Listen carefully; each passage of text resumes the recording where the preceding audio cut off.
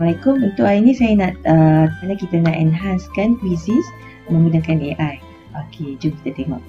Macam mana cara dia kita nak enhancekan quizzes yang kita dah ada, quiz-quiz yang kita dah buat. Kita pergi ke library. Contoh kita ambil, saya nak ambil quiz yang saya dah siapkan. Enhancekan quiz saya, eksperimen Sun membuat sabun dari minyak ni. Okey, kita klik pada quiz yang kita nak. Kemudian kita klik pada edit. Di sini kita boleh terus buat kat sini kalau kita nak enhancekan di sini menggunakan AI. Kita juga boleh terus klik pada edit. Okey. Contoh soalan di sini saya nak enhancekan dia. Kita boleh klik pada button di sini saya nak convert to real world scenario. Okey, kita nak enhancekan dia jadi dalam bentuk real world scenario. Jadi dia akan bagi contoh soalan yang asal, apakah bahan yang membantu proses penukaran benda cair menjadi pekerja dalam eksperimen ini. Okey, kita enhancekan untuk situasi sebenar, dia bagi dalam bentuk situasi Ethan sedang menjalankan eksperimen di mak masak. Apakah bahan yang membantu proses penukaran benda cair untuk menjadi pekerja dalam eksperimen. Okey, kita klik apply changes. Dan option lain yang ada juga, kita boleh type di sini kita nak make the question as if it was asked by bersama dengan Einstein lah. Okay, kita boleh enhance. Macam tu kita boleh translatekan kita punya quiz ke dalam bahasa-bahasa lain. Contoh saya nak translatekan quiz ni ke dalam bahasa Inggeris. Okey, jadi kita dah akan dapat quiz dalam bentuk daripada Melayu ke bahasa Inggeris. Contohnya kalau kita ambil soalan yang ada di quizzes, library quizzes dalam bahasa Inggeris, kita nak translatekan ke bahasa Melayu, kita boleh guna kaedah ni lah. Okey, baik.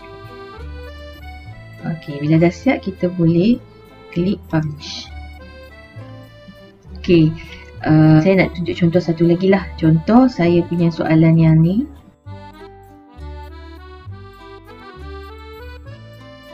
Saya nak enhancekan dia.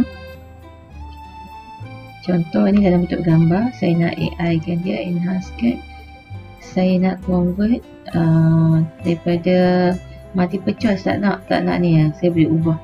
Di sini saya boleh convert, ubah kepada dalam bentuk drag and drop contoh. Kita nak bagi pelbagaikan kita punya soalan tu kan. Jadi tak perlu susah. AI akan enhancekan dia. Okey, menghasal contoh kan. Okey, jadi soalan dia akan jadi bentuk macam ni lah. Drag and drop. Okey, kita juga boleh customize dengan prompt. Boleh, contoh kita nak make it sound, tukar seolah-olah Shakespeare yang berkata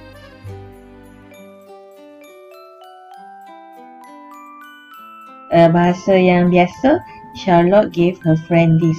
Tapi bila kita ubah seolah-olah macam Shakespeare yang berkata, dia akan gunakan bahasa-bahasa yang lebih dramatis lah, menggunakan English punya literature kan.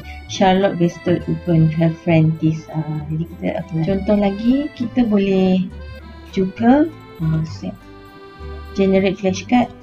Generate flashcard daripada kita punya soalan yang asalnya soalan dalam bentuk biasa, kita generate sebagai flashcard.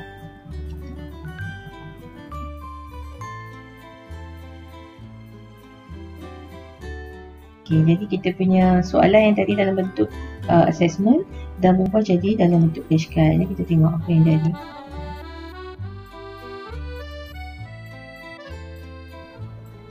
Contoh kita dah ada participant, kita boleh start now. Player yang masuk kemudian dia akan join. Kalau soalan biasa dia dalam bentuk ayat kan. Jadi bila kita tukar kepada flashcard, kita boleh ubah. Boleh flip kan. Okey, flip macam flashcard yang biasa kita tengok yang dalam bentuk maujud, kita flip kan. Okey, gambar. Aksilo Syaribi, saya membasuh rambut saya dengan. Okey, jawapannya dekat belakang. Asyam. Okey. Sesuai lah untuk kita nak mengajar untuk kategori anak-anak kecil. peringkat pra atau tahun 1, kita gunakan flashcard. Bila guna flashcard ni boleh memudahkan lagi lah murid untuk mengingat. Okay. Kita kenakan gambar dan seterusnya kataan. Okey. Itu sahaja yang saya nak kongsikan hari ini. Menarik kan? Baiklah, kita berjumpa lagi di lain masa. Assalamualaikum. Bye.